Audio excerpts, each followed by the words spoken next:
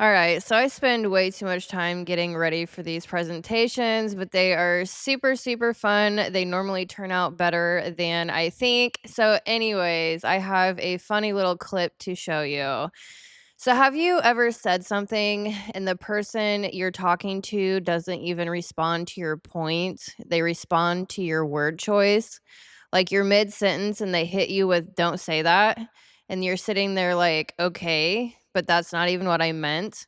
And now suddenly the conversation is no longer about what happened, what you were trying to say, or what the issue actually was. And now it's about the wording, the phrasing, the technical accuracy of your sentence. And you can literally feel it happen in real time because 5 seconds ago, you were standing on the ground of the conversation. And now you're not even allowed to step on it anymore without being corrected. That moment, that's not just someone being picky. That's not just personality. That is tier 2 in my Mercury Distortion tier. So, this is an awesome opener. So, I am working on my tier 2 Mercury distortion. What do you call it? I'm in tier 2 of the Mercury distortion map. So, I have been having insane glitching issues with my computer, so I have been sitting here being creative and shoving more images into one image, so hopefully I don't have that problem in this video. So anyways, I am in tier 2 and I was watching Baron Coleman earlier at work and he went off on someone in the super chat and I was sitting there laughing and I was like, that has to be a Virgo that wrote that freaking comment. So that's why I am starting off with this. So I'm going to play you the clip and I have to hold my phone because I'm not cool. I don't have the internet and this is how I have to do it. So this woman literally she wrote I am okay, so I don't remember exactly what Baron Coleman said, but he used the word retarded. And this woman went off and he went off. So I'm like, this is Virgo. This is a great opener. So I'm going to play it real quick. Hopefully you can hear it well enough. Actually, I might move my mic. Okay. I don't know how I'm going to do this, but here we go.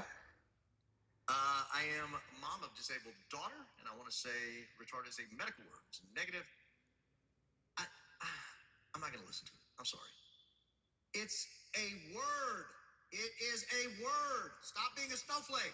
Stop being a snowflake. It's a word. Get over it. No one's making fun of handicapped people. I despise people who make fun of handicapped people. But I also despise people who try to police language. Stop it. We're better than that. It is a word. I'm not giving in. That's a retarded take. I'm not giving in to this crap.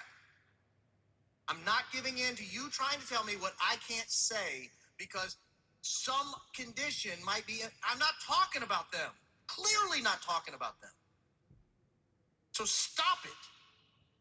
Save your $10. I'll give it back. What's your name? Send me a Venmo request. I'll send it back to you. Hello, Baron. I was wondering about your conversion to Catholicism. Oh, great follow-up there after I freak out on somebody for using the R word. What did that look like? Were you and your wife on the same page? Oh my God. I was laughing so hard. I've probably watched that like 6 times. Anyways, so yeah, I think he's a Sagittarius sun sign ego. That is my guess. I cannot find his birthday on anywhere, honestly. And I'm like, he's got to be a Sagittarius sun sign and a Capricorn Mercury. He is a lawyer, and the way that he's fiery, it's like big Sag, but he's very structured and, intellectual. Anyways, I think he's a Sag Sun, Capricorn Mercury. Anyways, that was hilarious. So then I started laughing and I'm like, that had to have been a Virgo. So he was talking about policing language, and there are certain personalities that do that. And so, yeah, Virgo, I think, is definitely one of the primary personalities that police language. And I thought that was a great way to open this video. So, first, what is speech policing? Since we are in my Mercury Distortion tier 2, it's the wrong one. Here we go. So, yeah, that's totally, it's got to be Virgo. So, I want to talk about this briefly because I think it's absolutely hysterical. So, what is speech policing? All right, so what is it? So this is not random sensitivity. It's a control point over reality framing, and that's what we've been talking about in this series. Whoever controls language, controls meaning, controls moral positioning, controls what is allowed in the interaction. So this behavior will show up strongest in archetypes that carry higher moral load or stabilize through structure, identity, or social alignment. So, Virgo or the ESFJ polices language through precision.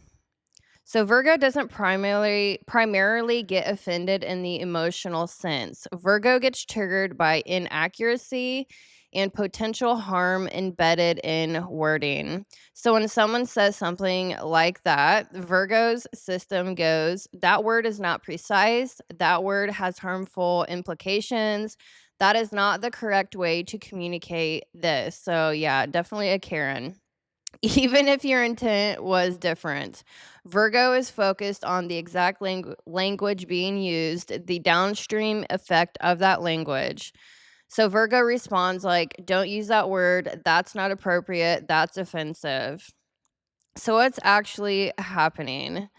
Virgo is running Mercury precision and high moral retention. So it's not just, I don't like that.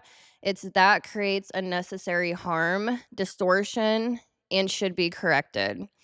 So, what it feels like to you. Why are you focusing on the word instead of what I meant? That was so funny.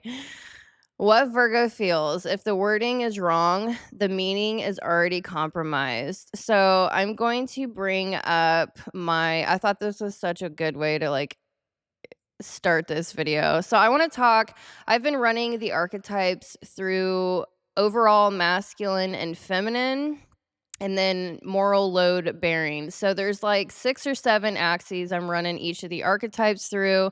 I do combine astrology and psychology. So, but first, I want to talk about the overall masculine and feminine and moral load bearing in tier 2 with Virgo, ESFJ, Leo, ESFP, and Aquarius, INTJ, because this all ties into Mercury distortion. Super important. So, all right. So you're wondering, like, why are you focused on the word instead of what I meant? Virgo feels like if the wording is wrong, the meaning is already compromised. So Virgo sits slightly on the feminine leading side in the polarity axis. So I actually can't even see that. I can't remember what number they are. Virgo.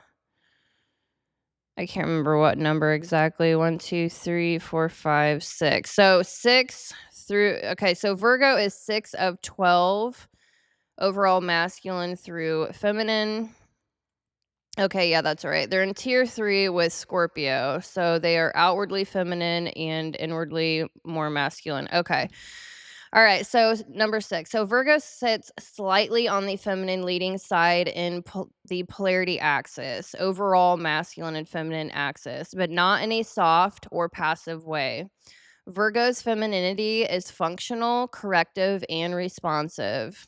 Virgo does not initiate structure outwardly like Capricorn or Aries. Virgo receives reality, detects what is off, and moves inward to correct and stabilize it. So energy moves inward first through attunement and refinement, then outward through adjustment. So that means Virgo regulates through integration before assertion. So now the moral load on top of that. So Virgo is in tier 2 in the moral load with Cancer. So Virgo is number 4. So they are on the high side of moral load bearing. So Virgo is a tier 2 moral load bearer. It is a retention system. So their nervous system, they tend to carry more moral load than most. So Virgo carries consequence through memory, error tracking, and integrity accounting. Virgo does not discharge pressure easily. They store it, track patterns across time, and remembers who did what failed, and what could have been prevented. So now combine those two. You have a feminine leading system that internalizes and retains moral pressure. That creates a very specific kind of Mercury distortion. So Virgo does not distort by moving reality or escaping it. Virgo distorts by tightening reality because it feels responsible for getting it right. So communication becomes correction, language becomes the control point. Accuracy becomes the gate, because if Virgo carries consequence internally, then imprecision feels dangerous. It feels like the beginning of future harm. So Mercury distortion shows up as real time editing, refining, correcting, and restricting access until the statement meets the internal standards. Virgo is not trying to control you, although it feels like it. Virgo is trying to reduce future error. But because Virgo holds moral weight internally, they cannot allow loose or imprecise reality, air quotes, you can't see me, to pass unchecked. That is why it feels like control. And I'm always having to stand up for Virgos. It's hysterical. Men and women Virgos, like, they're ruled by Mercury, and so they definitely pop off at the mouth, and they're always keeping track of what everyone is doing. They're like the managers of the zodiac. They try to manage everyone, even language policing. It's like so freaking hysterical. All right, so Leo. Leo polices when identity is involved. So these are top 5 language policers, believe it or not. I'm sitting here, like, hysterically laughing, and I was like, "Oh my gosh, this has to be a whole little mini video in itself," but I'm just gonna combine it in here because it's so fascinating. So Leo polices when identity is involved.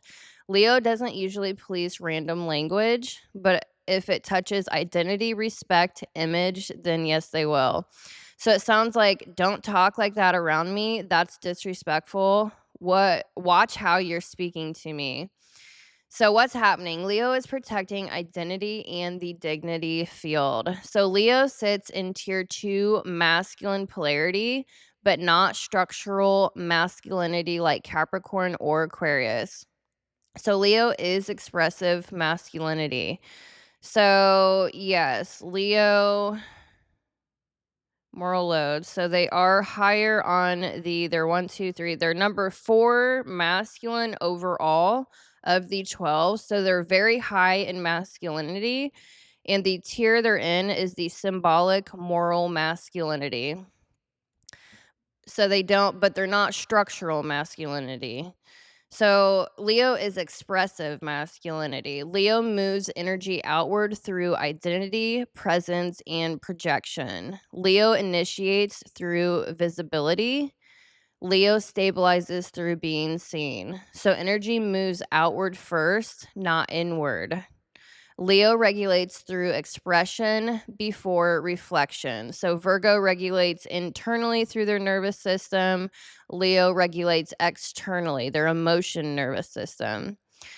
All right, so now the moral load axis. So they are on the low side. So they're in tier 4. So they are low in moral load bearing. They don't hold moral residue for long term under pressure. Okay, so they do not retain consequence internally over time. Leo discharges through identity. They process moral tension through self concept, pride, shame, and restoration of image. So instead of carrying consequence, Leo resolves it by restoring who it believes itself to be. So now combine the two. You have a high masculine leading system that externalizes energy and does not retain moral weight internally. That creates a completely different Mercury distortion. Leo does not tighten reality like Virgo and take it internally. Leo personalizes it and then pushes it externally. Because if identity is where regulation happens, then anything that threatens identity becomes the problem.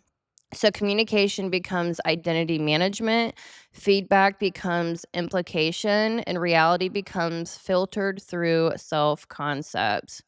Leo is not trying to avoid the issue, Leo is trying to stabilize identity.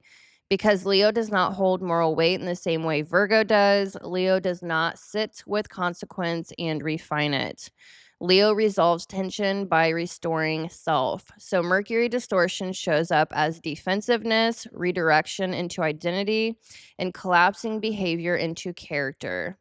It is not about accuracy, it is about who I am, but they will still pop off at the mouth.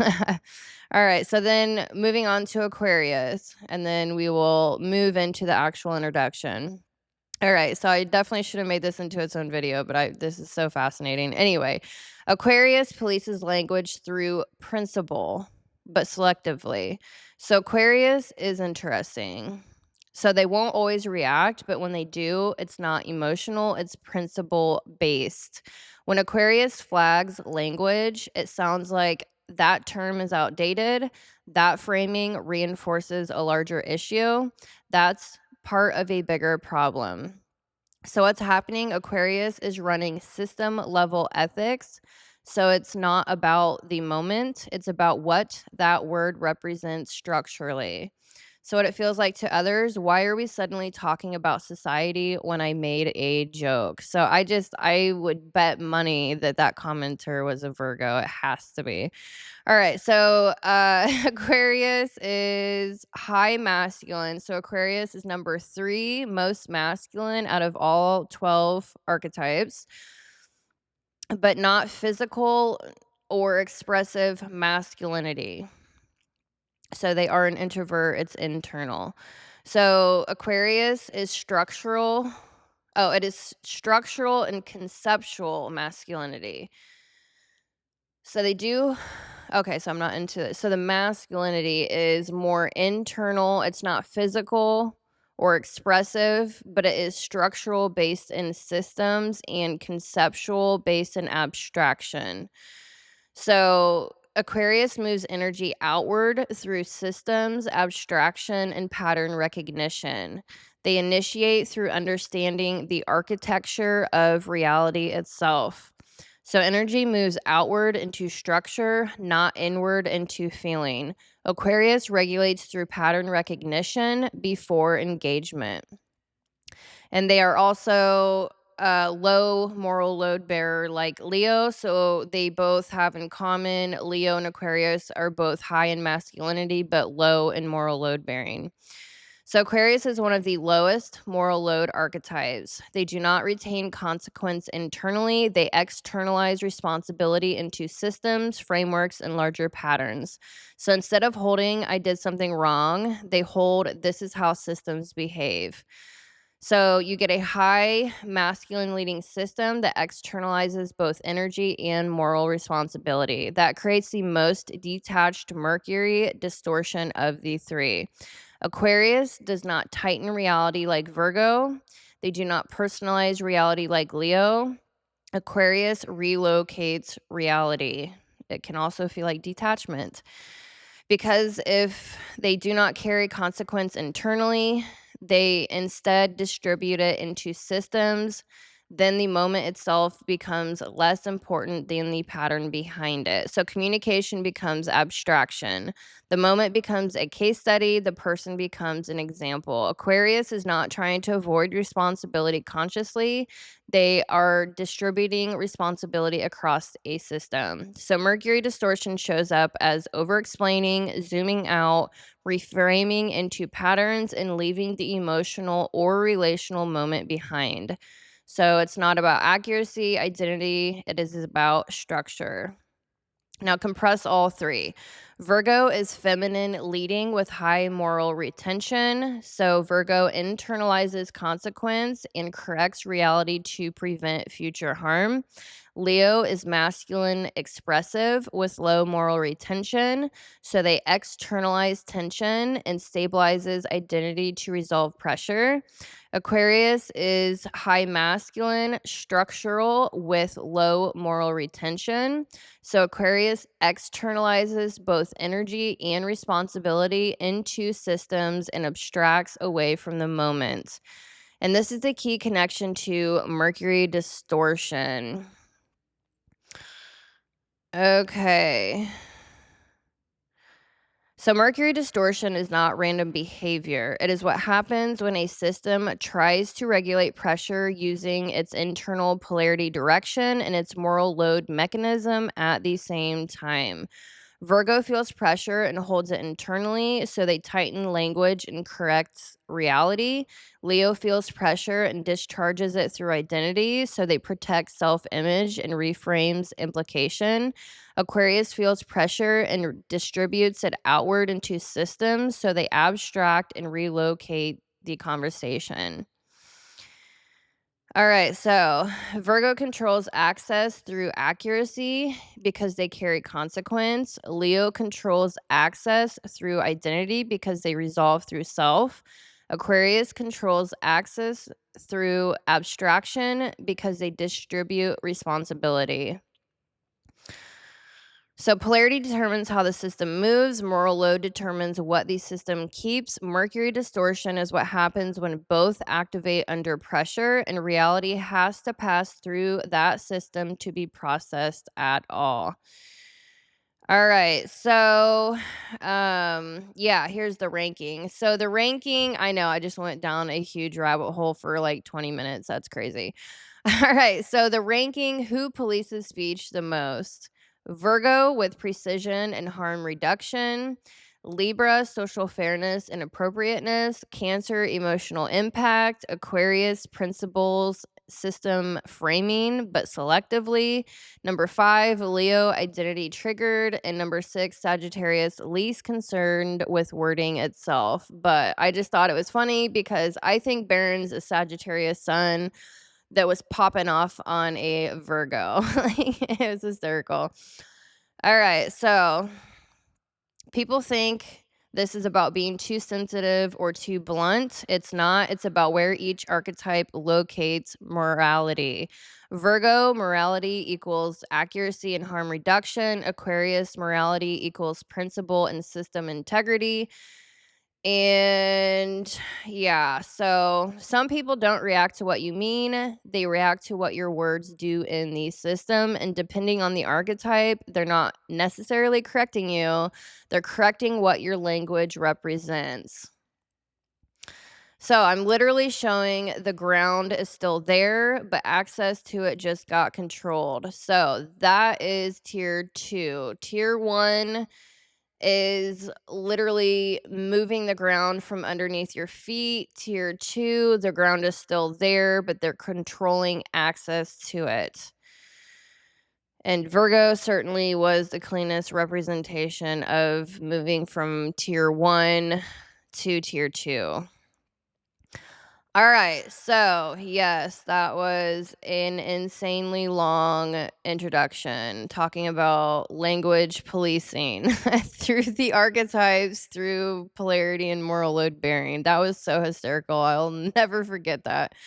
Like, I see this happening at work a lot. I work with Virgos. I like work in a place that's like a playground for personalities, all ages, all personalities. I know everyone's personality, and it's funny to me because like I can get it, and I just laugh. Like, you have to laugh about it.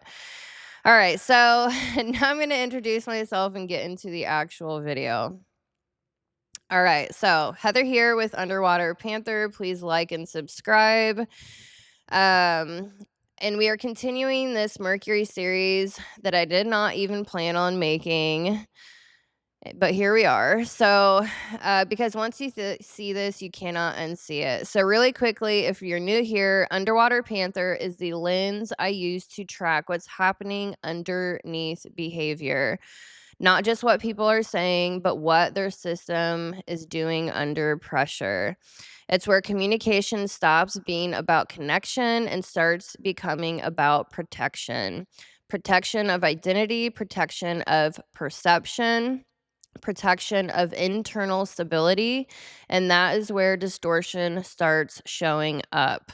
So now on this channel, I do combine astrology with psychology. And let me bring up I'm going to pick on Virgo today. I've already started going in on Virgo. My brother's a Virgo. Like I just can't. I just can't. Oh, gracious. Virgos are wild to me because they come off so feminine, and I'm an Aquarian mind, and I come off super masculine through and through. Like there ain't no feminine first and then masculine. I'm like pure pure masculine. It's just hysterical to me. All right, so when I say archetype, I'm not just talking about your zodiac sign. I'm talking about your cognitive functions, your planetary imprints, your inner and outer masculine and feminine quadrants, which I haven't even dropped in on that yet. Your overall polarity, masculine and feminine, your moral load bearing, and your development across time. So, what you're looking at, I should probably say this in every video. I combine astrology and psychology, number one. And so, what you're looking at is considered the ego, a very foundational energy for this archetype. Astrologically, you have the ruler, exaltation, left field, and fall. Psychologically, you have the hero, parent, child, and inferior. And within the last month, I've been integrating. I've already updated all of my key cards that I made many years ago. I have been talking about the inner and outer masculine and feminine quadrants. So you can see that on my key card. So, this is a lifelong developmental arc through your life, working on understanding yourself and developing these quadrants. So, they say that for Virgo specifically, FE hero, Mercury in the outer feminine is developed between the ages of 1 and 12. SI parent, Earth and exaltation, which is the inner feminine quadrant. You're developing that between the ages of 12 and 20.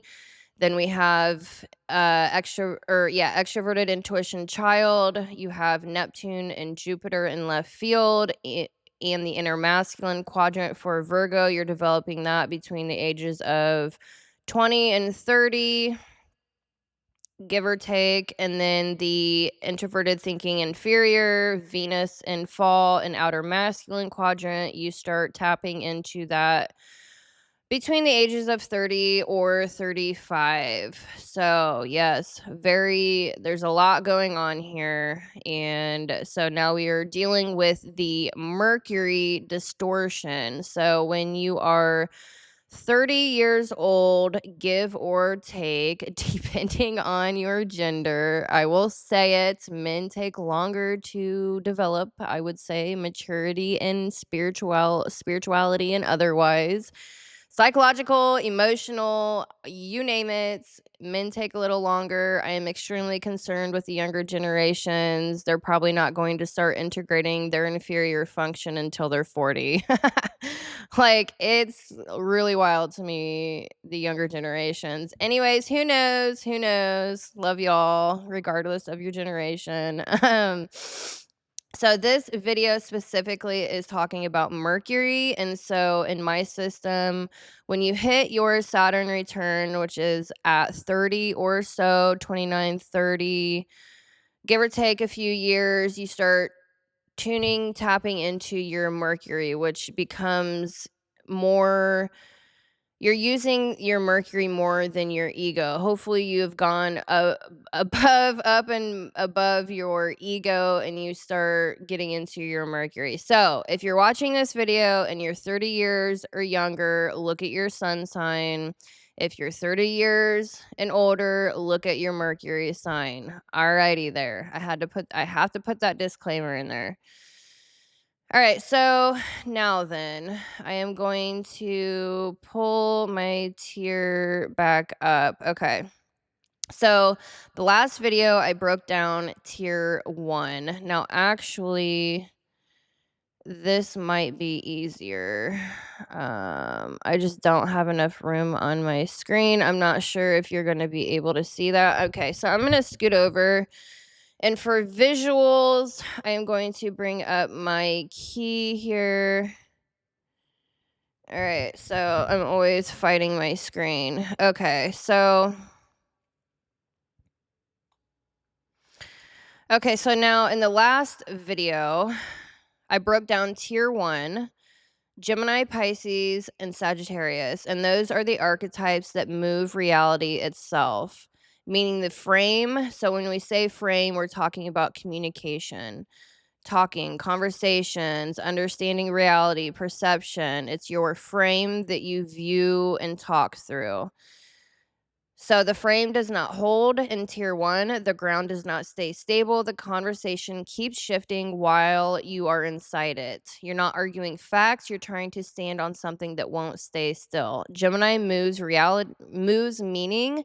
Pisces replaces reality with emotion. Sagittarius turns truth into philosophy. So tier 1 removes the ground completely.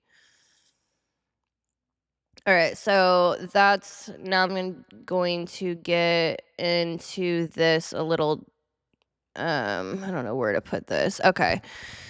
All right, so I'm going to go through this because I think it's better coherent. Okay, so some people don't argue with you directly. They change the structure of reality while you're talking. Others don't change reality at all. They protect something inside it. And if you've ever walked away from a conversation thinking, what the hell just happened? You didn't lose the argument, you lost the frame. Because what most people don't understand is this: communication is not just about words. It is not about tone, timing, or delivery. Those things matter, but they are surface level. What actually determines the outcome of a conversation is this: where your system goes when it feels pressure. Because the moment tension enters the room, people stop communicating to connect and start communicating to stabilize themselves. And every archetype stabilizes at a different layer of reality. So tier 1 moves reality, tier 2 protects structure. That's where we are now. Tier 3 pushes reality, and tier 4 contains reality. So Gemini loses stability in meaning, and so they move language. Pisces loses stability in emotion, so they dissolve reality. Sagittarius loses stability in ownership, and they universalize. So I have already made a video on that. So Virgo loses stability. This is tier 2. They are protecting structure. Virgo loses stability in imperfection. They store and correct. Leo loses stability in identity. They defend self. Aquarius loses stability in emotion. They exit into systems. All right, so I am going to skip that and go straight into tier 2 for time's sake, which I'm already 30 minutes in. So tier 2, structured defender. They control through protection. Gosh, I hope you can see that. I might make it a little bit bigger just in case. Okay. All right, so reality stays but becomes rigid, delayed, or impersonal.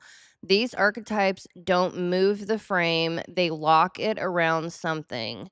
Now reality is stable, but access to it is controlled. All right, so now we are moving into a different problem. The frame doesn't collapse here like in tier 1. Reality is still intact, but access to it becomes restricted. So Virgo stores everything, corrects late, precision without timing. Gosh, you're not going to be able to see that. So I'm just going to pretend like I do not care with me being in the frame at all, because This I already know that's not gonna be big enough. Alright, so, yeah, it's just I need more screen space. Alright, it is what it is. Okay, so Virgo stores everything, corrects late, precision without timing. So the feedback hits after the damage is already done. Virgo is tracking everything, every detail, every inconsistency, every misalignment. Virgo is all about be recording internally, but Virgo does not always express it in real time. So that has a lot to do with their SI parent.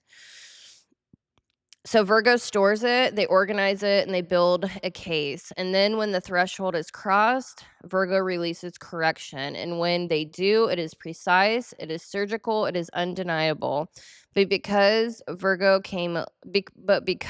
their correction came late, the other person often feels blindsided. Virgo isn't confused, Virgo waited. Leo fuses message with identity.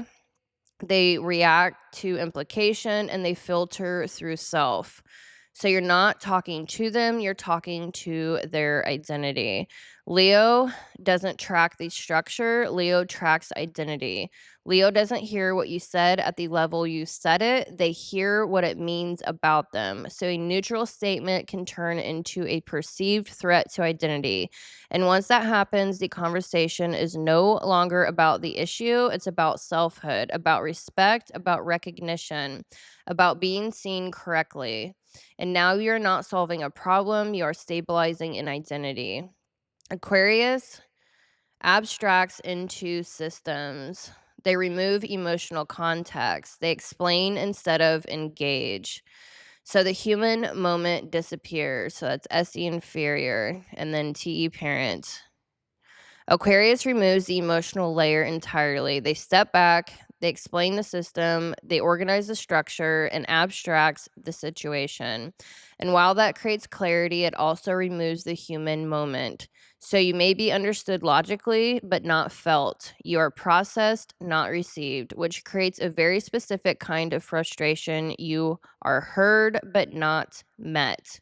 So the core failure here, connection is lost to protection. So they are all protecting themselves. Tier 2 does not move reality, they lock it. All right. So I'm going to get into the actual quadrants later. All right. So that was awesome, even though I was off screen. All right. So tonight we are shifting into something very different and in a lot of ways harder to catch because tier 2 does not move reality, tier 2 protects it. So now the ground is still there, the structure is still there, the truth still exists, but access to it gets restricted. And that is where people get confused because now you're not thinking what just happened. Now you're thinking, why can't I get through? And if you've ever walked away from a conversation thinking, why does everything I say keep getting adjusted? Why did that turn into something about them? Why are we suddenly not even talking about the situation anymore? You weren't confused, you were being filtered. So, tier 2 does not destabilize the frame, they control access to it. Tier 2 doesn't stop communication, they control what gets through. All right, so Virgo does not move the frame, they store it, track it, and then corrects it. Leo does not move the frame, Leo fuses it to identity, so now disagreement feels like attack. Aquarius does not move the frame, Aquarius abstracts above it. So now you're not even in the same layer of conversation anymore.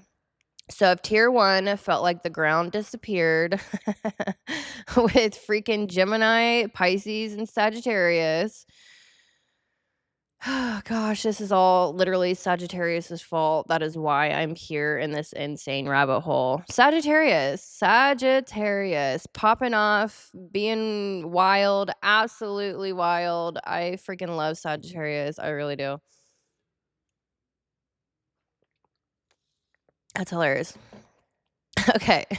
I swear Baron's gotta be a Sag. Has to be a Sag. I'm surrounded by Sagittarius everywhere. Alright, so Aquarius is not okay, so I just said that. So now you're not even in the same layer of conversation anymore. So if tier 1 felt like the ground disappeared, tier 2 feels like the ground is still there, but you cannot reach it. And that is where communication starts breaking in a completely different way. So, what we're going to do tonight is break down how Virgo restricts access through correction, how Leo restricts access through identity, how Aquarius restricts access through system level detachment.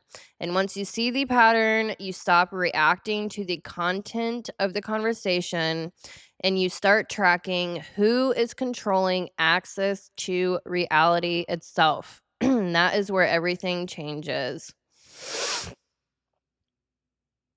All right. So, yeah, tier 1 feels like chaos and confusion. Tier 2 feels like control. Virgo stores and corrects, so they control reality through correction. Leo protects identity, so they control reality through identity. Aquarius protects systems, so they control reality through abstraction. And control is harder to fight because it feels like logic, it feels structured, it feels justified, but you still can't access the truth inside it.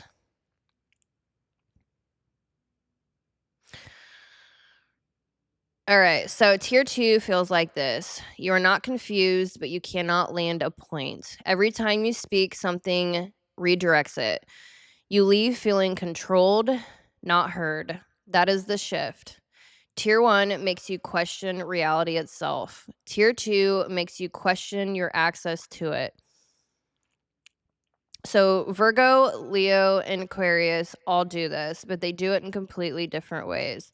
So, Virgo is the quietest form of control, which is why it is the hardest to catch.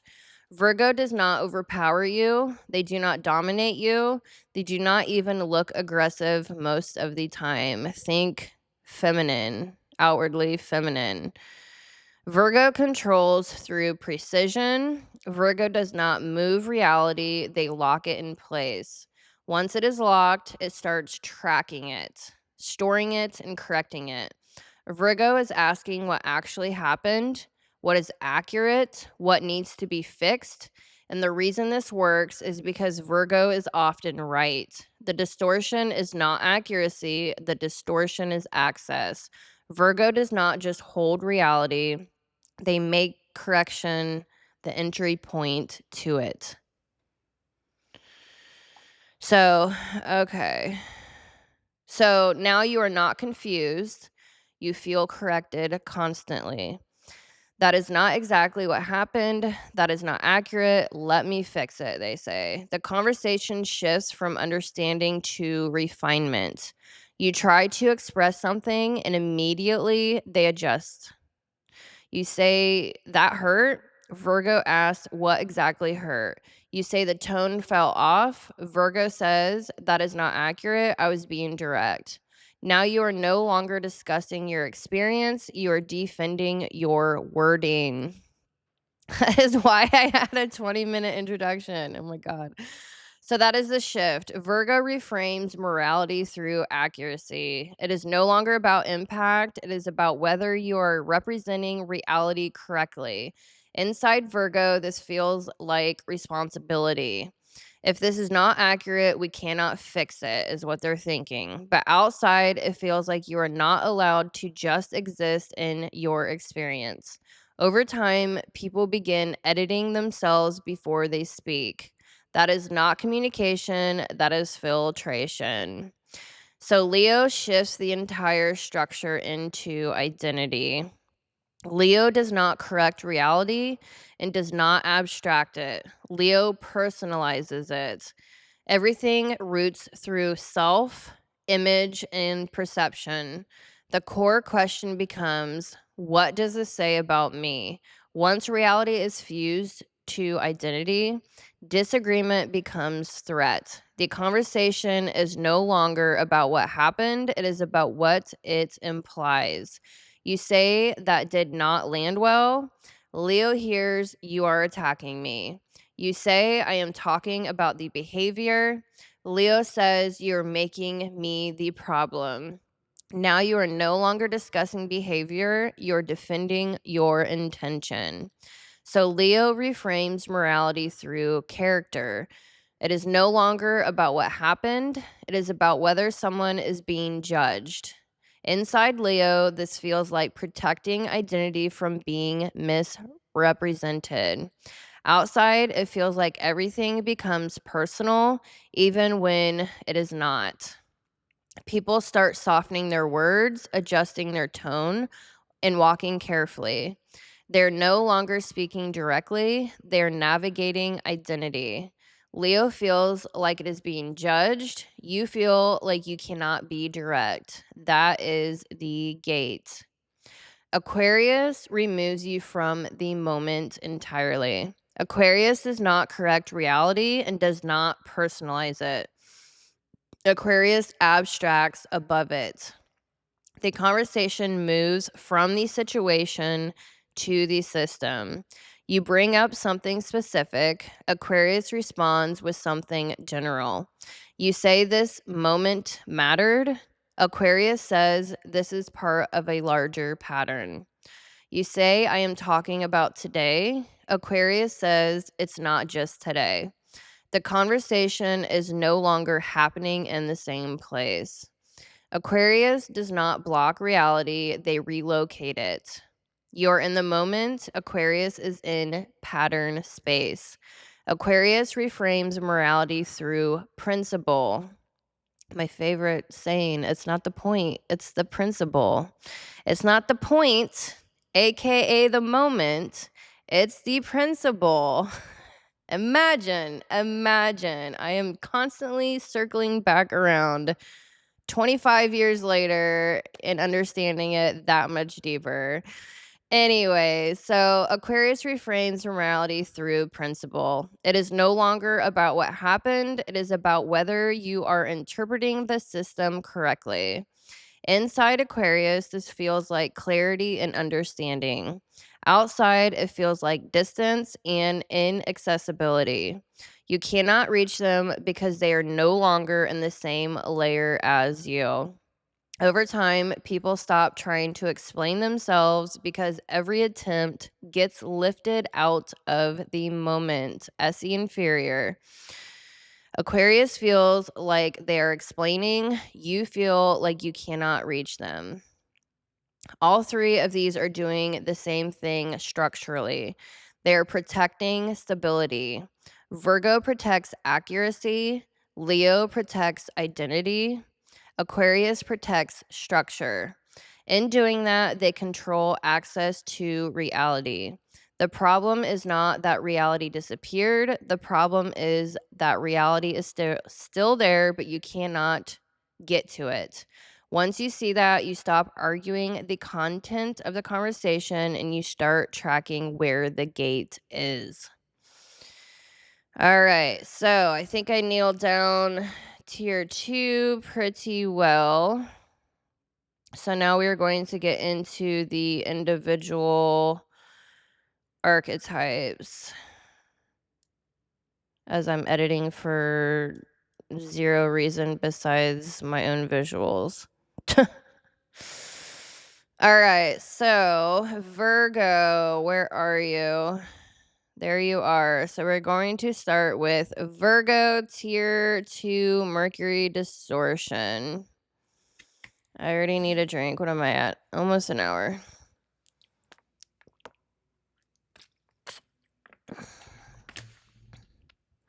I need a different song. All right. So Virgo, correction as control.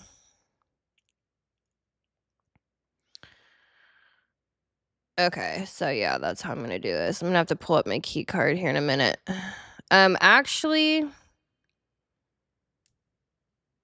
I haven't decided how I wanted to do this. Like, I'm never actually fully prepared, even though I've been working on this for like 2 days. All right, so I'm gonna begin here. All right, so Virgo, correction as control. So they store and correct reality.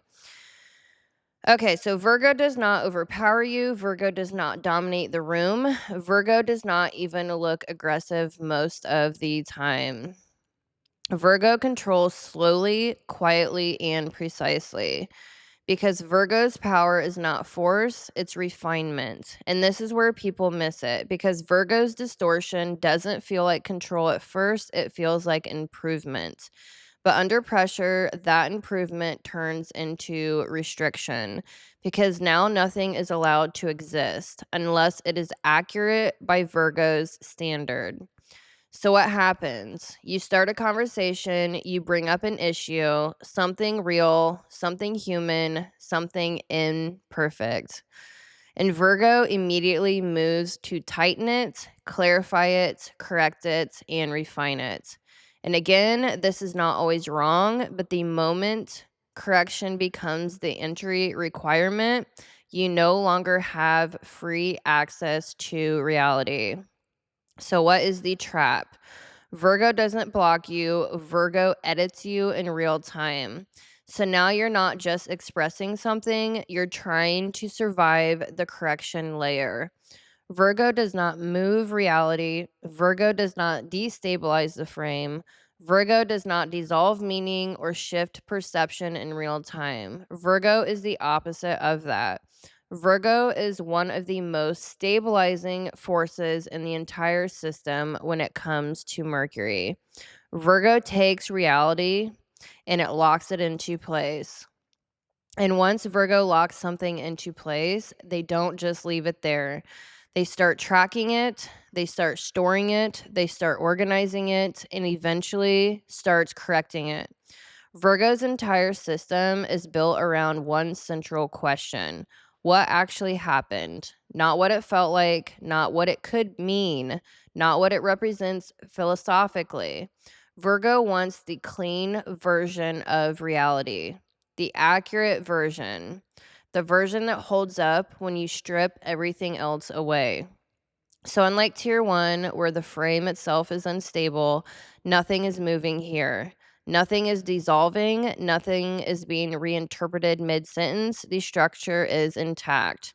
But that's exactly where the distortion begins because Virgo doesn't just hold reality, Virgo begins to control access to it through correction. And that's a completely different problem. So now when you're in a conversation with Virgo under pressure, and when I say under pressure, it's stress, whatever, mental, physical, whatever type of stress. Pressure is stress on your nervous system. So when Virgo is under pressure, they're not confused. They're not sitting there wondering what just happened. They're not chasing meaning like you are with Gemini, or trying to pull reality back from emotion like you are with Pisces. So they know exactly what happened, but they can't say it without being adjusted. So it's subtle at first. It sounds like that's not exactly what happened. That's not how that went. You're missing a part of it. Let me explain it better. So Virgo is often factually correct. So that's what makes it hard to catch because the issue is not accuracy. The issue is who controls access to accurate version of reality. So now the conversation shifts. It is no longer let's understand this together. It becomes let me refine this until it meets my internal standard of correctness. So real time escalation. You say, "Hey, that hurt me." Virgo says, "What exactly hurt?" You say, "The way you said it." Virgo says, "That's vague, be specific." You say, "Okay, your tone felt dismissive." Virgo says, "I wasn't being dismissive, I was being direct." So you're no longer talking about your experience, you are defending your wording. That is Virgo control. So what Virgo feels like inside? Inside, Virgo is not thinking, I'm controlling this person. Virgo is thinking, if we don't get this right, we can't solve it. If this isn't accurate, we're going to misunderstand each other. I'm trying to fix the problem. But here's the distortion. Here's the problem. Virgo is fixing the structure before acknowledging the experience. So for the other person, it feels like I'm not allowed to just feel something. So distortion peak. When Virgo is fully distorted, nothing is valid until it's precise. Their imperfection or their perfectionism, excuse me. I freaking their perfectionism. So that creates emotional shutdown in others, over explaining. Walking on eggshells is a huge one. Self-editing before speaking. People stop being natural around Virgo. They become careful. All right, my earbuds are dying. Yeah, so Virgo has one of the absolute best long-term memories. You have introverted sensing inferior or introverted sensing parent cognitive function. Libra and Virgo and Capricorn have the absolute best long-term memory storage. It is absolutely wild what they can remember and like over time forever in absolute detail.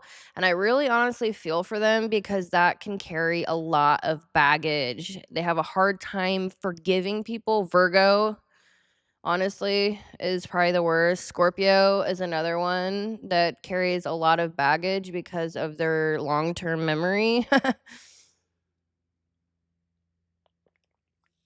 But I see this, I think the two worst ones are, well, top 3 when it comes to, like, not letting things go.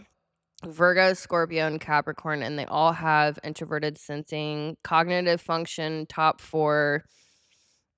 Yeah, I feel for them. All right, so breakdown. Let's see, what am I getting into now? Oh, Virgo, the stored reality. So yeah, introverted sensing.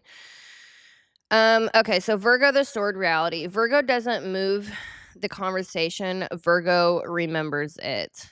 But not just the moment, the pattern, the inconsistency, the imbalance over time, all of the small details. And instead of addressing it early, they store it. So when it finally comes out, it's not one issue, it's 10. And now you're sitting there like, why is this suddenly everything? So, Virgo, you've got to remember they are more feminine. And so they tend to internalize, and then blow up.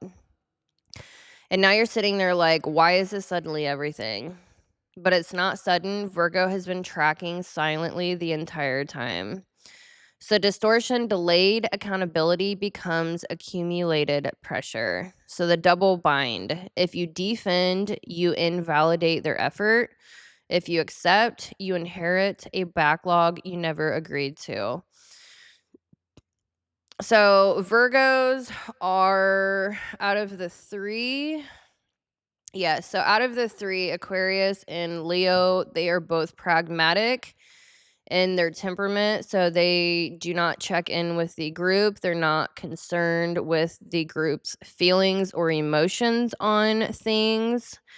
Virgo, on the other hand, they are affiliative. So they are constantly checking in with others. They're checking in with the group before they make decisions, and they are more focused on others' emotions and feeling. You've got FE Hero here. And so they can be very people pleasing. And normally they're very people pleasing in the beginning part of their life. And then towards when they hit 30, 35, they swing to the other extreme and they get like cracking the whip, calling everyone out. They can get very bitter, and it's very unfortunate. Going from people pleasing to bitter. There's a balance there. All right, so how to dismantle Virgo in real time. You do not fight Virgo with more explanation. That's where people lose. You anchor before refinement.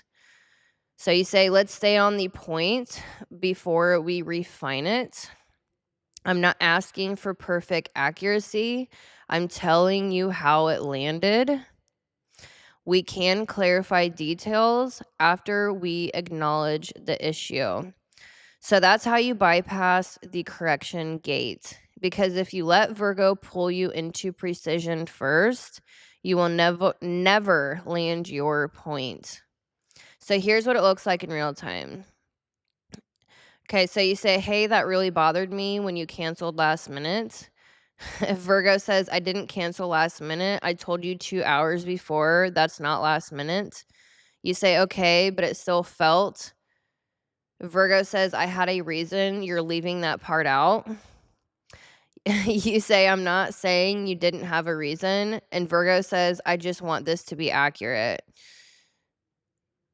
So now pause.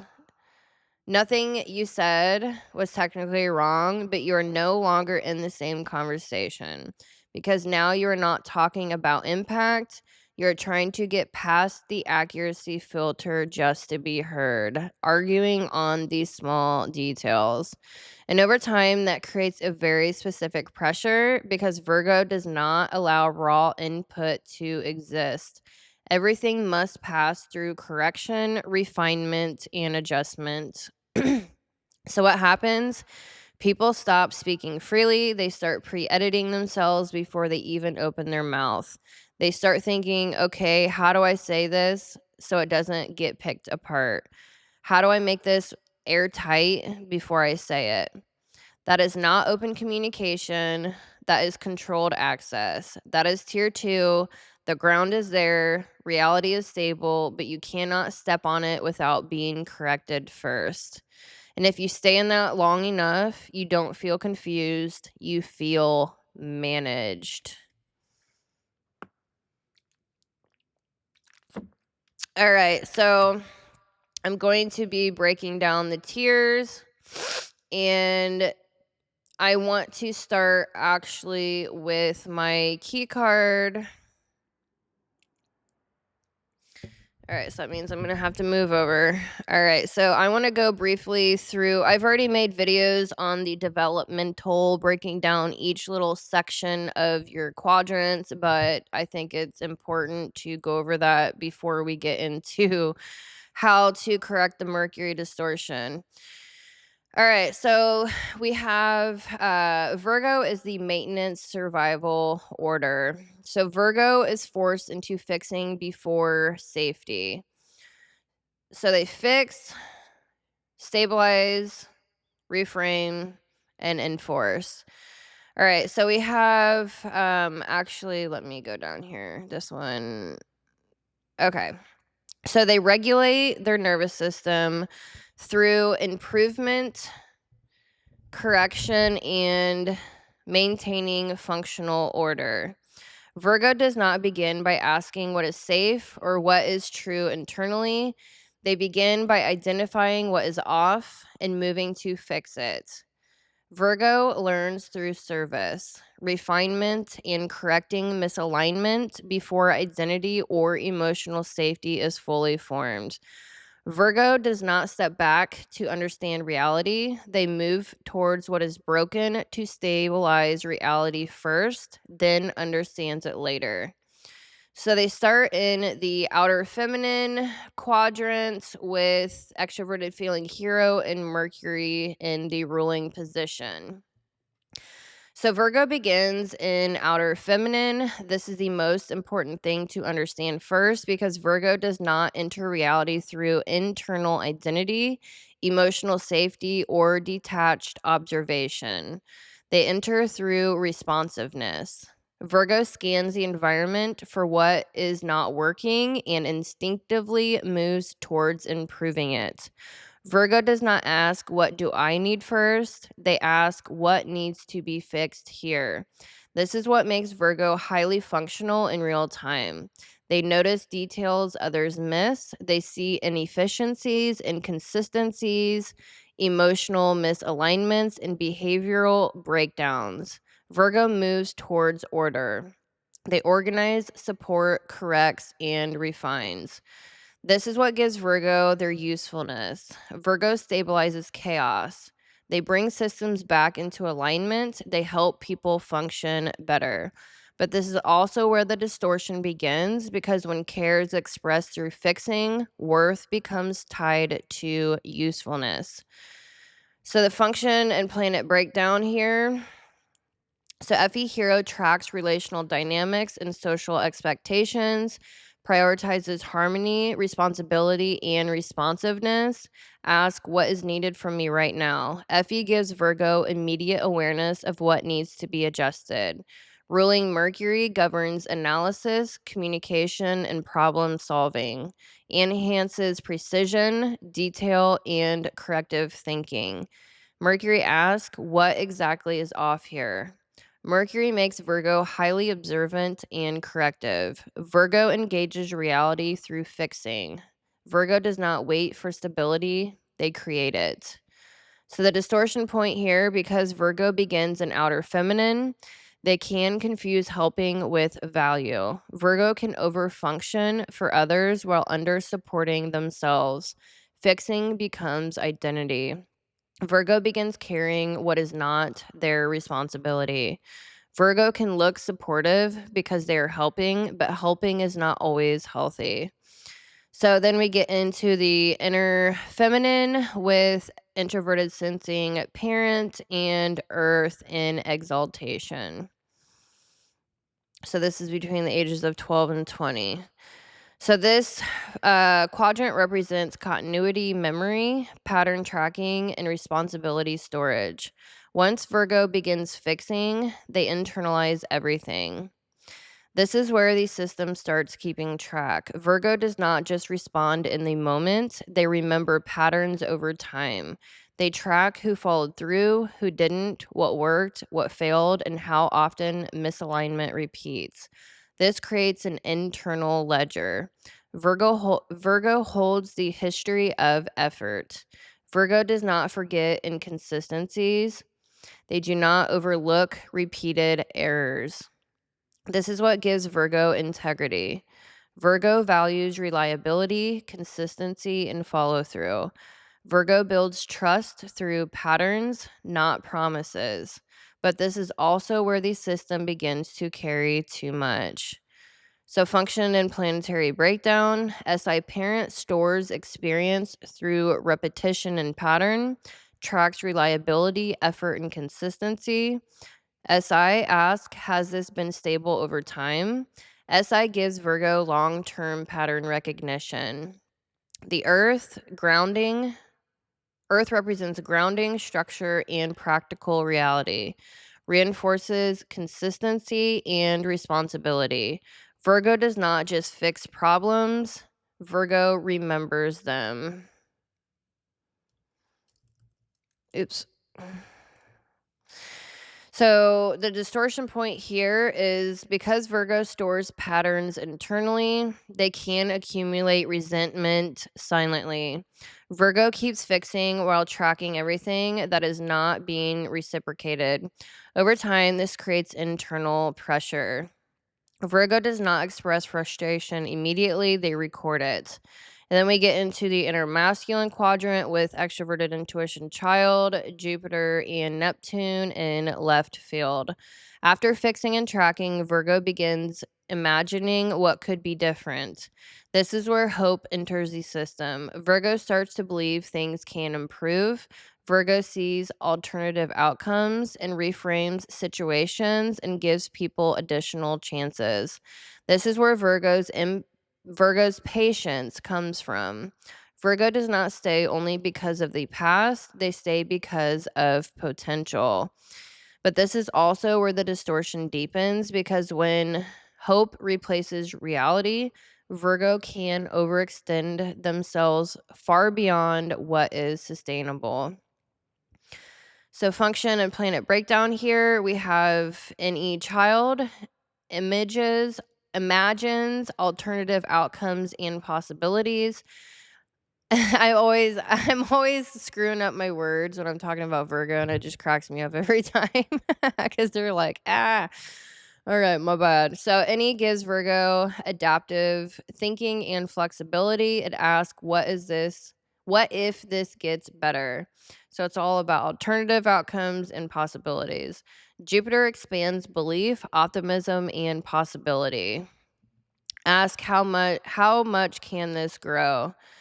Neptune introduces idealism, illusion, and emotional projection. Neptune asks, what does this mean beyond what it is? Virgo does not just fix reality, they believe it can improve. Distortion point here, because Virgo sees potential, they can stay too long. They give repeated chances. They reframe behavior instead of confronting it. They hope for change instead of enforcing reality. This is where burnout begins. Virgo does not lack awareness, they override awareness with hope. And then the last quadrant, through their overall development, we have outer masculine with introverted thinking inferior and Venus in fall. This quadrant represents corrective logic, boundary enforcement, and decisive disengagement. This is the final and most delayed layer in Virgo, and where the system becomes decisive. Virgo does not begin with boundaries, they begin with helping, fixing, and improving. So by the time they reach the outer masculine, they are often exhausted. TI activates clarity. Venus withdraws connection, and Virgo stops. They stop explaining, stop helping, they stop fixing. And when Virgo does, they do not escalate emotionally, they disengage cleanly. So TI inferior represents logical clarity and final conclusions. TI asks what is actually correct here. TI gives Virgo late stage decisiveness. Venus governs connection and relational value, withdraws attachment when misalignment is clear. Virgo does not enforce boundaries early, they enforce them last. Distortion point, because boundaries come last, they come after burnout. Virgo does not gradually pull back, they give fully until they cannot anymore. Then they exit completely. All right. So, what others experience, you do everything, then suddenly you're gone. You help so much, but I didn't know you were overwhelmed. You keep giving chances, then shut down completely. You never said it was that bad. Virgo can feel supportive, reliable, and steady, but also difficult to read internally and final when they decide to leave. All right, so there was that much. I am very much so tripping on my words. I am becoming exhausted, and I'm going to have to split this video up and cap it off, probably after Leo. All right, so I think that was explained well enough. I want to get comfortable. All right, so now we're going to get into the specifics of the Mercury distortion and integration through the quadrants. So just in case you missed the other videos of Virgo's development across their lifespan, I wanted to break that down again. All right, so Virgo is one of the easiest archetypes to misunderstand, because on the surface, they look cooperative, useful, caring, and responsible. And often they are. But Virgo does not enter life through internal truth first or emotional safety first. Virgo enters through outer feminine responsiveness. They scan what is off, what is inefficient, what is not aligned, what is not working, and then instinctively moves towards correcting it. So Virgo's first contact with reality is not who am I and not how do I feel. It is who and what needs me right now. This is the opening move. And this is why Virgo can look so stable externally. They often become the one who notices the detail everyone else missed, remembers the thing no one followed through on, anticipates the problem before it spreads, and quietly holds together what would otherwise fall apart. So inside, this does not feel controlling at first. Inside, it feels they feel responsible. They feel helpful, caring. Virgo often experiences themselves as the one trying to reduce harm, reduce chaos, reduce mess, and reduce consequences. So the internal experience is often something like, if I don't fix this, it's going to get worse. Or if I don't stay on top of this, everything is going to slide. That is the inner reality. But for others, especially under pressure, Virgo can feel like a person who does not let reality remain raw for even a second. Everything gets calibrated, everything gets adjusted. Everything gets brought back to standard.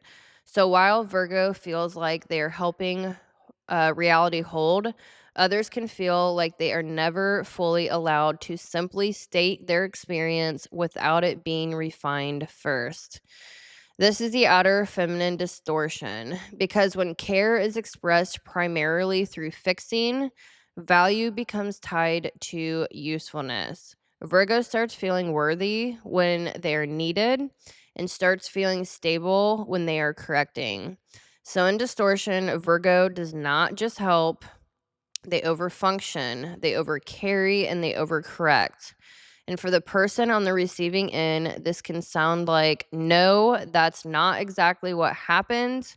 That's not the full picture. You're leaving out an important detail, or let me explain this better. The issue is not that Virgo is always wrong. The issue is that reality cannot be touched without first passing through Virgo's corrective layer. Mercury in the ruling position with extroverted feeling hero. Then we move into Virgo's inner feminine. So as you can see, they start with outer feminine and then inner feminine. And so they feel feminine at first, and then you get into their inner masculine and outer masculine, and you're like, oh, this isn't what I thought. All right, so then we move into Virgo's inner feminine, where the archetype becomes even more intense internally than people realized externally. This is where Virgo stores continuity, patterns, follow through, reliability, and inconsistencies over time. Virgo does not just respond in the moment, so they remember and they build an internal ledger. They are tracking who said they would do something and didn't. They're tracking repeated emotional alignments, and they are tracking tiny fractures in trust and functionality long before anyone else notices the whole thing bending. So inside, Virgo often feels like they are carrying a growing awareness of misalignment that no one else seems to be taking seriously enough. This is why Virgo burnout is so quiet at first. So they don't often explode early. They are accumulating here with this quadrant. So for others, this feels confusing because Virgo may look fine while they're actually recording everything. A partner or friend may think, you never said it was that bad, while Virgo internally is thinking, I have been tracking this for months. That is a critical distinction. Virgo does not always express frustration when frustration begins. Virgo often expresses it when the pattern becomes undeniable. So the outside experience is, why are you bringing all this up now? While the inside experience is, this didn't start now, this has been building. In communication, that can sound like, this is the third time this has happened. I let the first two go, but I'm not ignoring the pattern anymore. Or it's not just this moment, it's the whole trajectory. That is Virgo's inner feminine pattern memory coming online. Then Virgo moves into the inner masculine, and this is where hope, possibility, and reframing begin complicating the picture. This surprises people because Virgo often gets stereotyped as rigid, but internally, Virgo can stay far longer than people realize because they see potential. Oh man, it just hits hard because I had a very close Virgo friend that literally told me her whole life story, and this was literally it. And I hadn't gotten this deep into my researching, and it's just absolutely amazing, cross referencing everything I'm building here with real life. And it saddens me because she is pretty bitter. All right. So, um, Virgo can stay far longer than people realize because they see potential. So this is the quadrant that says maybe this can still improve. Maybe if I explain it one more time, maybe if I adjust this piece, the whole thing will stabilize. So inside, Virgo often feels less cold than it appears.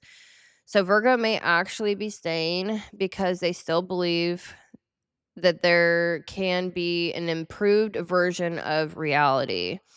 So they keep trying to repair it. This is why Virgo sometimes remains in draining relationships, family systems, jobs, or friendships far past the point others would have left. So they are not blind, they're just hopeful. And that hope overrides the earlier pattern awareness for far too long. So this is also pulling from Pisces. Their opposite polarity is Pisces, and Pisces also have this FE issue. I called it an FE issue because it's kind of like it's not kind of, it really is people pleasing, and it takes quite a while to get over that hump in life. So for others, that creates a very strange experience. Virgo will keep helping, keep adjusting, keep showing up, keep refining, and then suddenly appear final. So it's not actually sudden. People only notice Virgo's boundaries once they have reached the last quadrant. So finally, Virgo reaches the outer masculine, and this is the quadrant most people mistake for coldness, the cold, icy sword of truth. That's TI. TI is the icy sword of truth. So most people mistake for coldness when it is actually late stage exhaustion plus clarity. Virgo does not like to start with hard boundaries. They do not like to begin by shutting people out. They begin with helping, correcting, and caring. So by the time they arrive at the outer masculine, they're like done. Not dramatic, done, just done. So they stop explaining, they stop bargaining, they stop repairing, and because the boundary comes last, it often feels extremely final to others. All right, so that is Virgo and Mercury distortion. Distorted Virgo keeps correcting, keeps tracking, keeps hoping, and then exits only after burnout.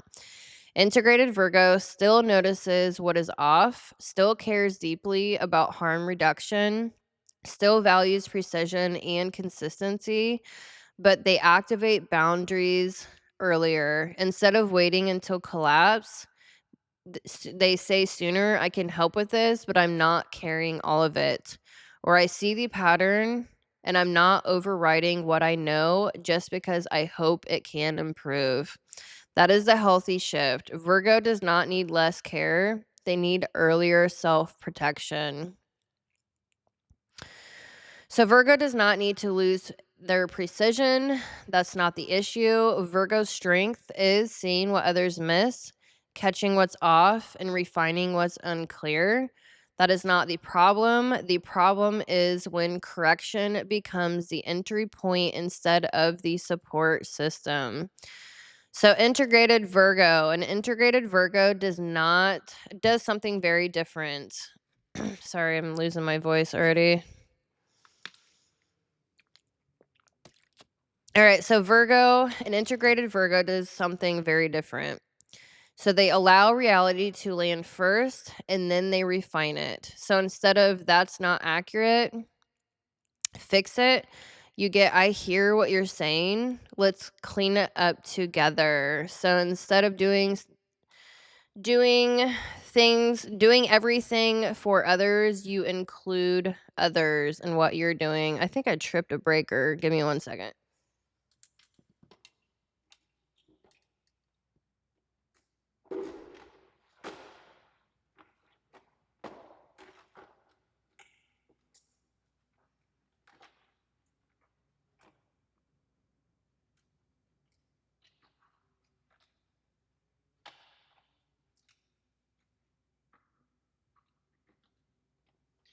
I thought I tripped my heater breaker, but I guess I didn't. Okay. All right, struggling here, falling apart. All right, so Let's see, where are we at? Okay, so yeah, okay. So instead of doing everything for everyone, you include other people so you don't get burnout. So what it feels like for others. You don't feel edited. You feel supported, clarified, and grounded. You can speak imperfectly and still be understood. That is the difference. So, real life integrated dialogue. You, that didn't sit right with me. Virgo integrated. Okay, tell me how it landed and we'll sort through it. Not define it better first, but let's understand it first. So, the internal shift inside Virgo moves from it has to be right to be valid to it can be valid before it's fully refined. That is the entire integration. So healthy Virgo still tracks patterns, sees inconsistencies, refines details, but now they do not interrupt access to reality, they enhance it. So integration key, Virgo learns correction belongs after connection, not before. And once that happens, Virgo becomes one of the safest people to talk to because you know you'll be understood first and refined second.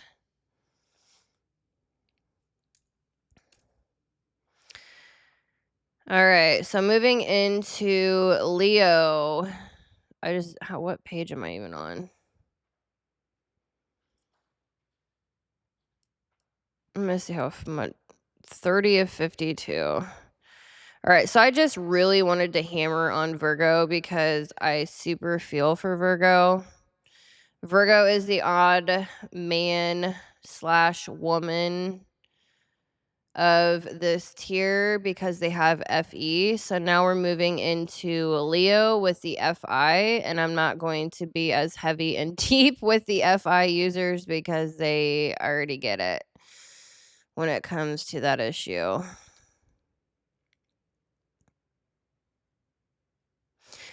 All right, so I'm going to try to speed through here. I got about 20 pages. All right, so Leo protects identity as shield.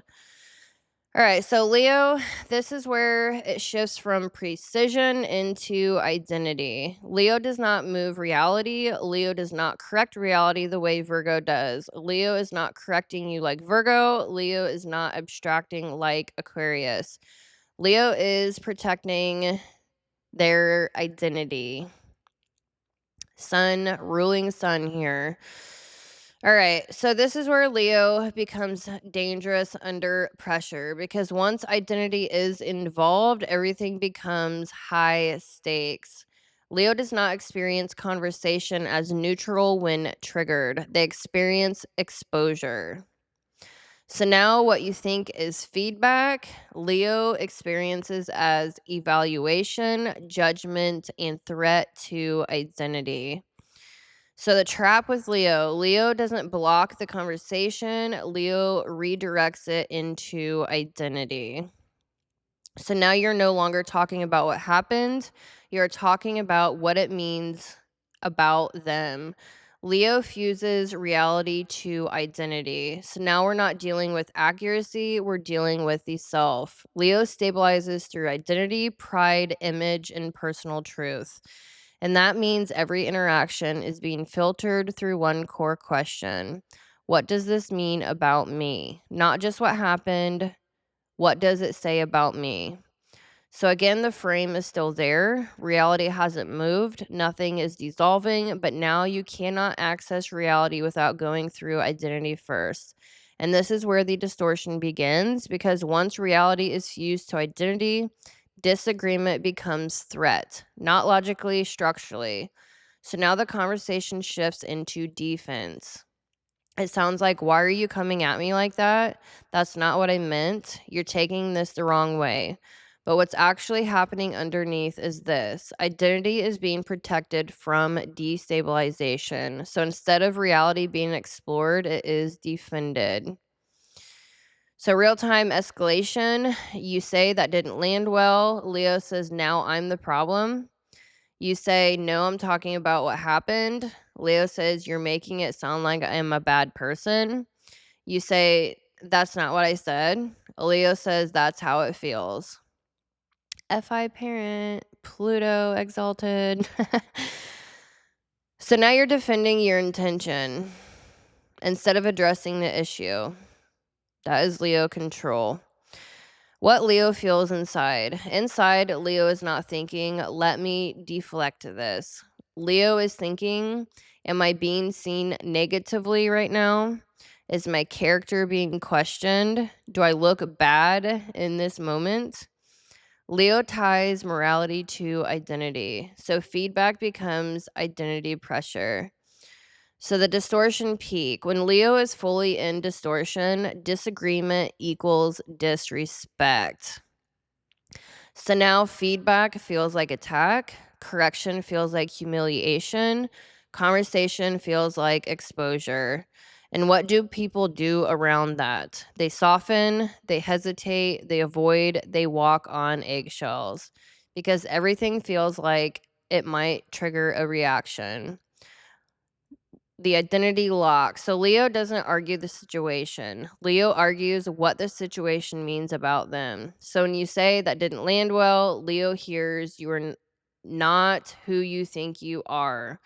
Now the conversation shifts from behavior to identity. So the distortion, truth becomes secondary to self-image. So the double bind, if you correct, you disrespect them. If you validate, you reinforce distortion. So, how to dismantle Leo in real time? You separate identity from behavior immediately. You say, this isn't about who you are, it's about what happened. I'm not attacking you, I'm addressing the situation. You don't have to defend yourself for us to talk about this. You lower the identity threat because if Leo feels exposed, they will not hear you. They will defend every single time. All right, so here's what it looks like in real life. You say, hey, when you said that earlier, it came off kind of dismissive. Leo says, dismissive? That's not what I was doing at all. You say, I know that's wasn't your intention. I'm just saying how it felt. Leo says, so now I'm the bad guy. And you say, I didn't say that. Leo says, well, that's what it sounds like. Bringing it right back around to them. You are navigating identity protection. So, because in Leo's system, that statement, that hurt me, can translate into you are the kind of person who hurts people. And that is not something the system is going to allow easily. So, what happens? People start adjusting how they speak. So, instead of direct communication, you get indirect navigation. So, that's tier 2. The ground is there. Reality exists, but you cannot touch it without triggering identity defense. And over time, you don't feel corrected like Virgo. You don't feel confused. You feel careful. All right, so Leo, Mercury distortion, and integration through the quadrants. So Leo is almost the inverse problem from Virgo. Virgo corrects reality, Leo radiates into it. Leo does not begin with quiet reflection or internal identity clarity. Leo begins with outer masculine visibility. So they enter through presence, expression, projection, charisma, style, performance, liveliness, and impact. So the first thing to understand is that Leo does not ask, who am I internally before I engage? Leo engages first and then learns through what comes back. They perform identity into the world before identity is fully stabilized inwardly. That is why Leo can feel so immediate. They light up the room first and process deeper later. So inside, this feels natural. It feels alive. They feel like truth through expression. Leo often experiences themselves as sincere because they are really showing up. They're not hiding. Leo, so they're not hiding. They're not trying to manipulate the room. They're trying to exist visibly. So it's the sun. But when Mercury distortion hits, what gets built first is not always internal truth. It is often performance identity. That means external recognition starts doing the job that inner grounding is supposed to do. So internally, Leo may begin to need being seen in order to feel coherent. And that is where the distortion starts because if visibility stabilizes identity, then any challenge to expression starts to feel like challenge to selfhood. So, for others, this means the conversation often cannot remain just about the issue. It roots through identity almost immediately. A person might think they are addressing behavior, but Leo hears implication. So, what others experience is not necessarily arrogance first, it is identity defense. All right, I feel like I want to bring up the key card here. Leo.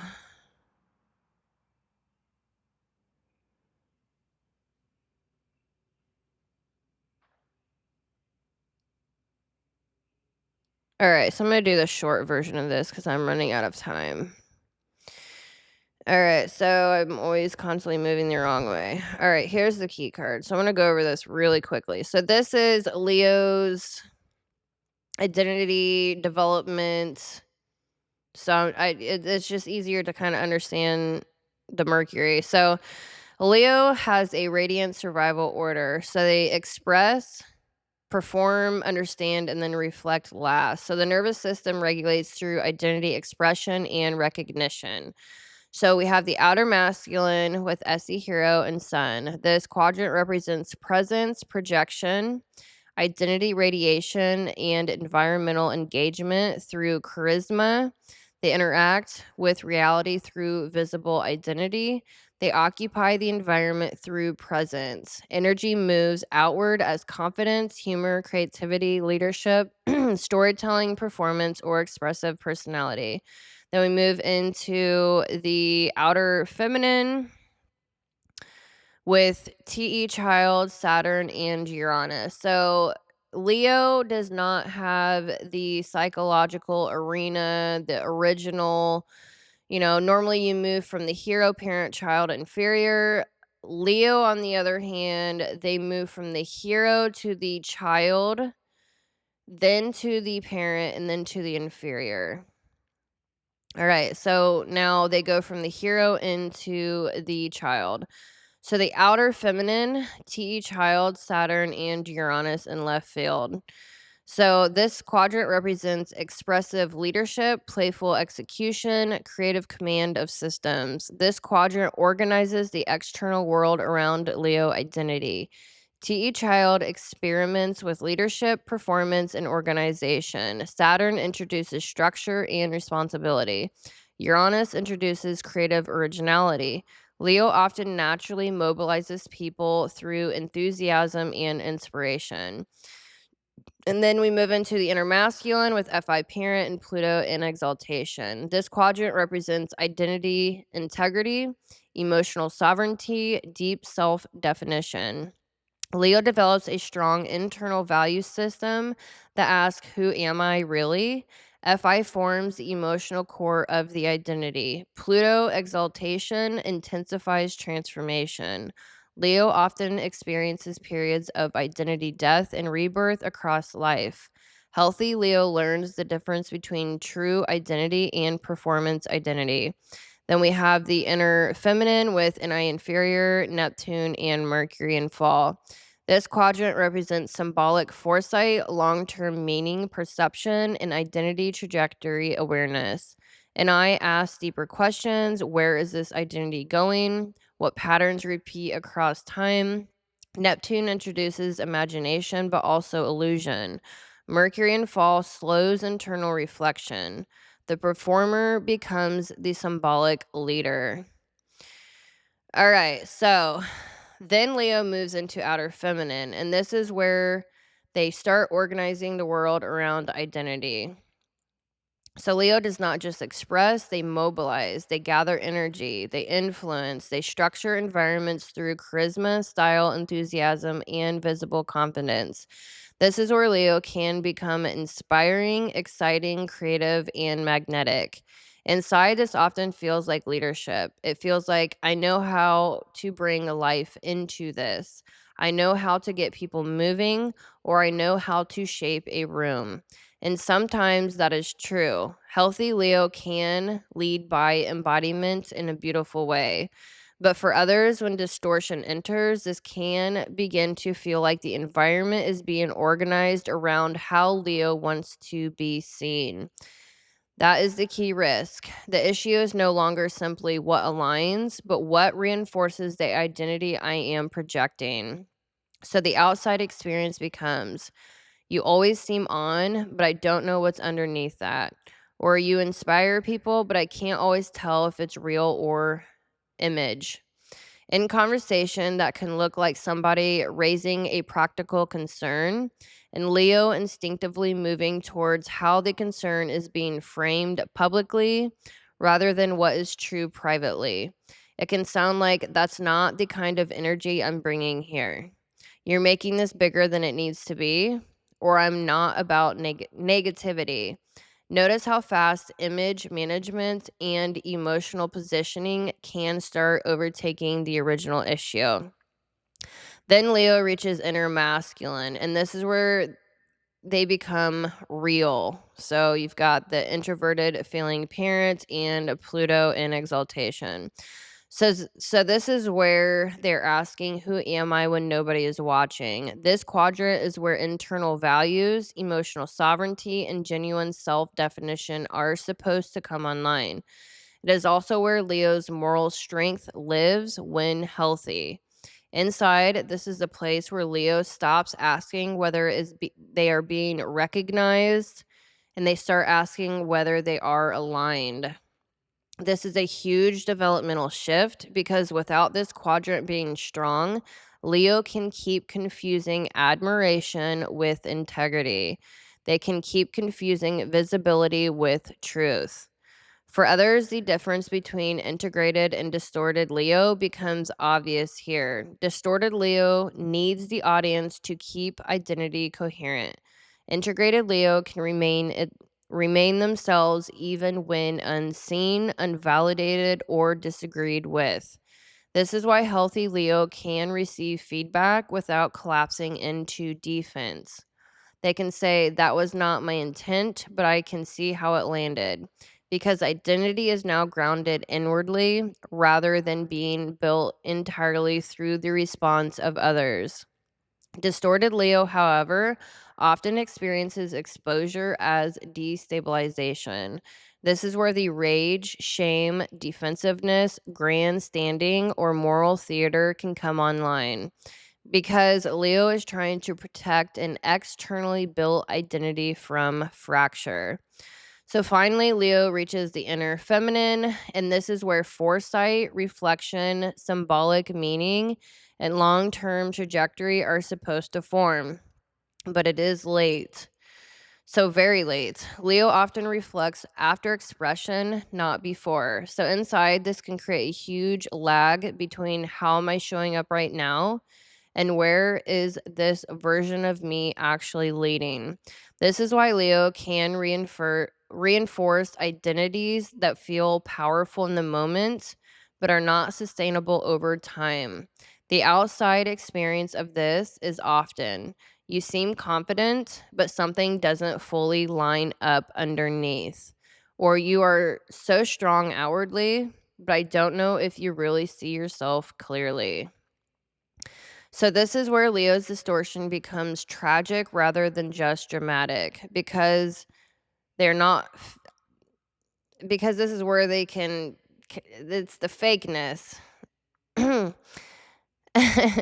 So they are expressing first, performing first, leading first, becoming visible first, and only later asking whether the whole structure was rooted in internal truth.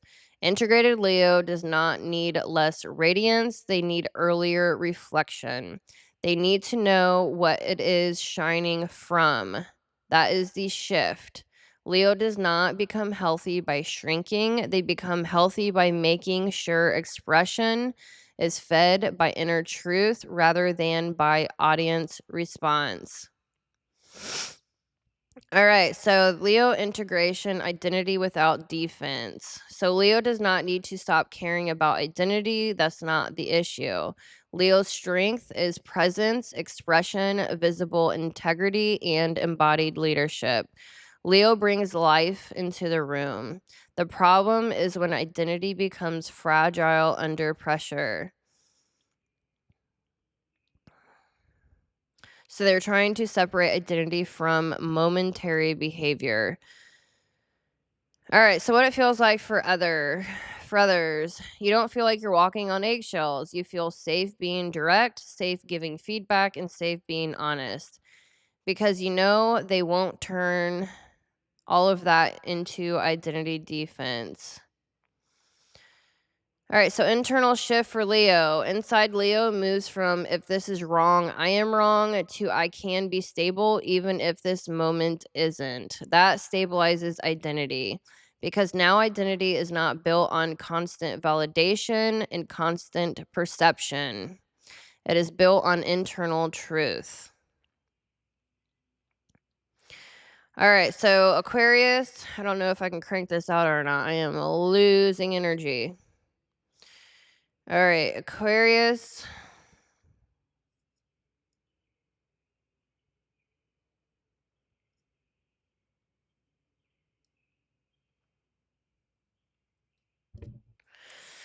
All right. So Aquarius is the hardest one to catch because Aquarius often sounds calm, logical, and accurate. But this is where people can get trapped. Aquarius does not fight you, they leave you. Not physically, structurally, but probably even physically. Because Aquarius does not stay inside the moment. When pressure hits, they rise above it.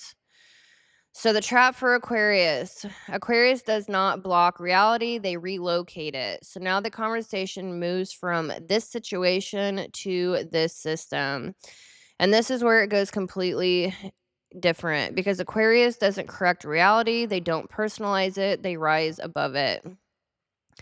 Aquarius stabilizes through pattern, systems, and abstraction and detachment.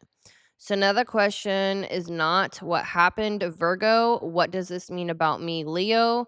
It becomes what is the system behind this? So again, reality is still here. The frame has not moved, but now the conversation gets pulled out of the moment entirely and into theory, pattern, and generalization. And that is where access gets restricted because Aquarius doesn't block you through correction. They don't block you through identity. They block you by removing the conversation from the level that you are on. So, real time escalation, you say that upset me earlier. Aquarius says, I think what's happening is a larger communication problem. You say, I'm talking about earlier today. Aquarius says, right, but this isn't just about today. You say, I need you here with me right now. Aquarius says, I am. I'm just explaining the bigger picture. So, they are not where you are. That is the distortion. So, what Aquarius feels inside? Inside Aquarius is not thinking, let me avoid this. Aquarius is thinking, I need to understand this at the system level. If I stay in the moment, I miss the pattern. This isn't just about this situation. So, the distortion peak, when Aquarius is fully in distortion, the system becomes more real than the moment. So now you feel unseen, you feel unheard, you feel analyzed instead of met. And the worst part, Aquarius thinks that they are helping. So Aquarius is the system lock. Aquarius doesn't fight you, they explain you. So you bring up a moment, a feeling, a situation, and they respond with a system, a model, a structure. So now you're not in a conversation, you're inside a theory. So the distortion, human reality gets replaced with structural explanation. So the double bind, if you stay emotional, you seem irrational. If you go logical, your experience disappears. So, how to dismantle Aquarius in real time? You pull them back down immediately. You say, I hear the pattern. I'm talking about this moment. Stay with me here, not above it. We can zoom out later. I need you in this right now. You anchor the conversations because if you follow Aquarius upward, you will lose the issue completely. All right, so yeah, so you're trying to be in the concrete, immediate, and relational. Aquarius brings it to the abstract, systemic, and detachment. All right. So, again, Aquarius is not necessarily wrong. That's what makes this so disorienting because what they're saying is often true at a macro level. But the issue is they remove access to the actual moment. So now the partner experience becomes I can't reach you. You're talking around the issue. You're not even in the same conversation anymore. And over time, you stop trying to explain yourself because every time you do, the conversation lifts out of reach. All right. So, Mercury distortion for Aquarius.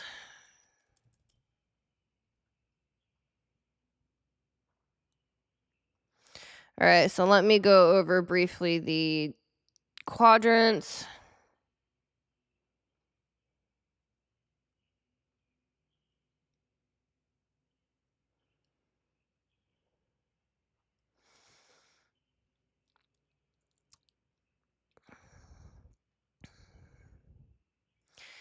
All right, so the quadrants for Aquarius, they are a system, they have a system survival order. So they perceive, define, detach.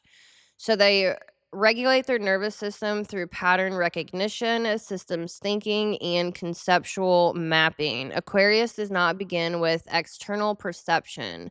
They begin with internal pattern recognition and the structure behind reality first.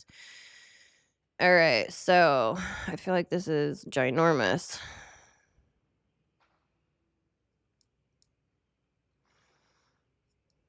Constantly battling with OBS. It is so wild. All right. So Aquarius begins in the inner feminine with an I hero, Saturn, and Uranus. This quadrant represents pattern recognition, trajectory tracking, and systems awareness. They ask, where is this going? Aquarius sees trajectories early, understands systems beneath reality, and lives in pattern space. They perceive the abstract before they fully perceive the actual. Then they move into the inner masculine with TE parent, Neptune and Mercury in exaltation. This quadrant represents structural logic, system building, and meaning architecture. Aquarius defines systems logically, builds frameworks, and applies structure to insight. They do not just understand reality, they build a model that explains how reality works. Distortion begins when this definition forms before reality has been fully received. Then they move into the outer feminine with FI child and sun in left field. This quadrant represents internal values expressed outward through selective emotional visibility. Aquarius does not use outer feminine to understand the field first. They use it to reveal where they stand after the system is already formed. Values are real, but relational connection can feel delayed, contained, or positional rather than adaptive. Then we move into the outer masculine with SE inferior and Pluto in fall. This is real world action, embodied engagement, and immediate execution, as well as consequence delivery late. This is the weakest and most delayed layer. Aquarius fears acting on incomplete reality more than they fear missing the moment. So action is often postponed until internal clarity feels sufficient. From the outside, this can look like hesitation, absence, or delay. Internally, Aquarius is still refining the system. All right, so Aquarius is the quietest tier 2 distortion, and in many ways the hardest to catch because they often sound intelligent, calm, principled, and even right. Aquarius does not begin with the external environment the way Virgo or Leo do. They begin with inner feminine pattern recognition. They enter reality by perceiving trajectories, structures, abstractions, system patterns, and inevitabilities before they fully enter the moment. Aquarius does not first ask what is happening right here with this person. They're asking what system is this a part of and where is this going? So they're living in the future moment in the future moment. They're living in the future, not the present moment or the past. So inside, this often feels like advanced perception. Aquarius can feel like they're seeing what others miss, understanding what is beneath behavior, predicting outcomes before their room catches up, and noticing pattern fields before people even realize they are in one. This is real. Aquarius is often early. But the distortion begins when perception gets placed internally before reality has been sufficiently received externally. In other words, Aquarius may form the pattern before the human moment has finished arriving. Oh, great. For some reason, my document is. What is going on here? Uh oh. My document has completely frozen for some reason. And I'm like, I have a few more pages and I'm done. Aquarius, I don't want to do this to you. All right, give me one moment. Oh, I don't even know if I saved this. Oh, this is terrible. I'm like right at the end. I'm eventually going to have to get a new computer. It totally blows. Yeah, my document is completely says not responding. I'm going to it says I'm going to lose any changes that I see. You will lose any unsaved changes.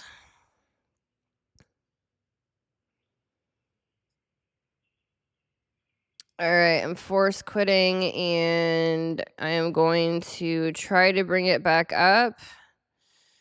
And if it doesn't, I will work on this tomorrow. I've been having some crazy issues with my computer lately and it totally blows. What am I at? I'm almost at 2 hours.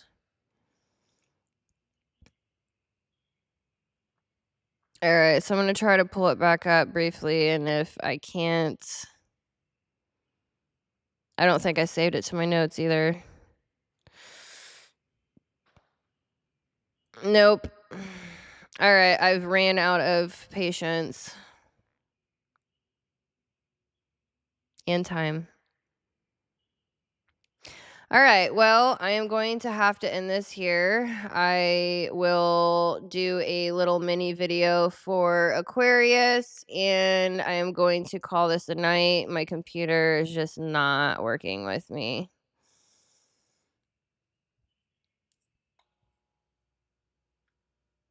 It literally, yeah, all of my I had like 4 documents open and they all literally just got shut down and I'm not sure what saved and what didn't.